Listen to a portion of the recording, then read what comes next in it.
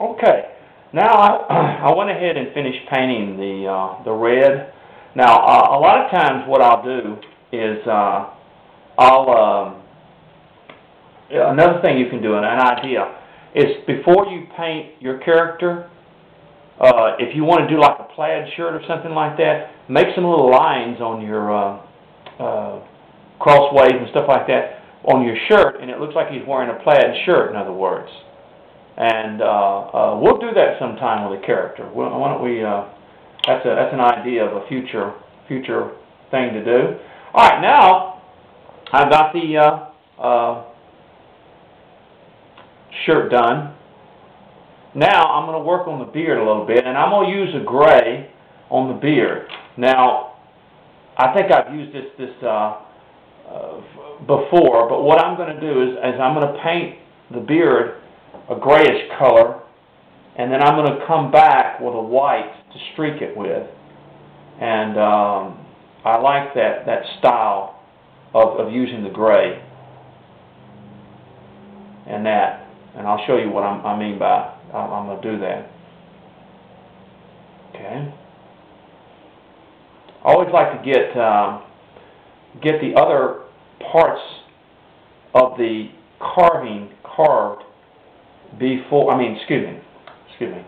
painted before I go into the flesh color and the flesh tone.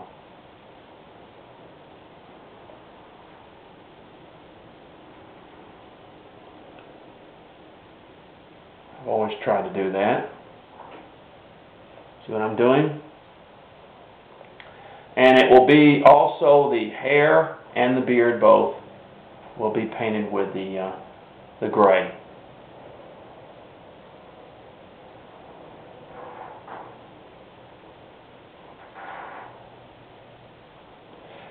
I can't always be at the right angle to show you things. I have to be able to see it myself. And I try to get the camera the way that I like it. And this is y'all have to understand, even though I've made 223 videos, this is kind of a Mickey Mouse operation I have here. I do this in my home. I do it with a digital camera, and that's why I encourage all of you that are carvers or maybe please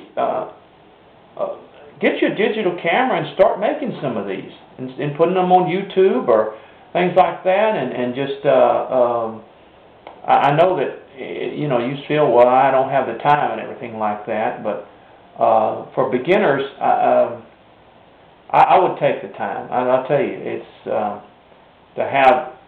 to be able to teach these new carvers and bring something into their life that is wonderful. Bring something that they can enjoy. And because I'm going to tell you something, I know, and we're not the only ones down here, and everybody else. Tough times are here. This next year might be pretty tough for a lot of you. And I tell you, carving probably is one of the most inexpensive, other than getting your knife and a good sharpening, learning how to sharpen it.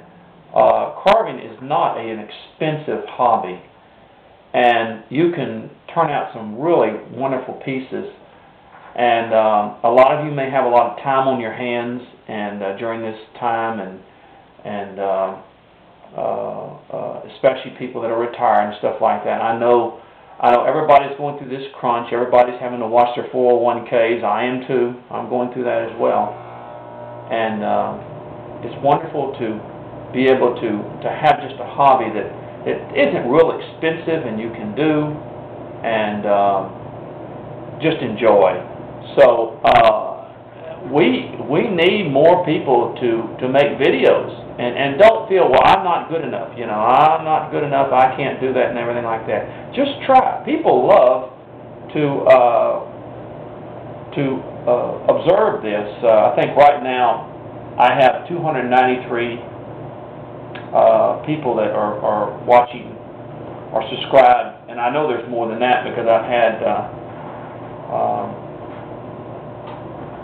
a lot of people come to my website to look. So understand that you can do this too. And don't think, well, I can't do this, or I can't. It takes a little time, but it's an enjoyable time because you know that you're teaching people and helping them to learn a wonderful hobby that they can do with. A little bit more. So you know I use the caps of the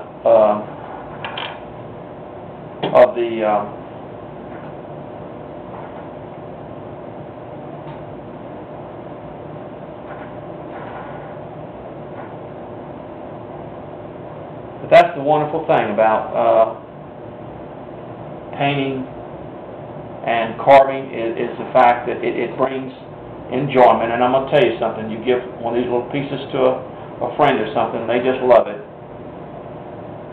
They really do. And that's the purpose of the videos. The purpose is not to, you know, today everybody wants to make money, and there's nothing wrong with that. Okay, I know times are tough, but we also have to realize that out of kindness we can present something in people's lives that will, because once you learn to carve, I don't think that you'll ever forget it, and you'll just have a wonderful time doing it. It's a simple, and the thing about it, you can do it anywhere. Like me, I'll sit in the mall sometimes with or at McDonald's with my grandson and just carve a figure, and that's the wonderful thing about it. So, all right, as you see now, I've got most of his beard done right here. Now I'm going to let that gray dry, and then I'm going to show you what I'm going to do. But next we're going to go ahead and go to the flesh tone. Well, I thought we were going to go to the flesh tone if I can get it open. Now a lot of people will mix red with their flesh tone, but I don't do that. What I do is I use the red afterwards to kind of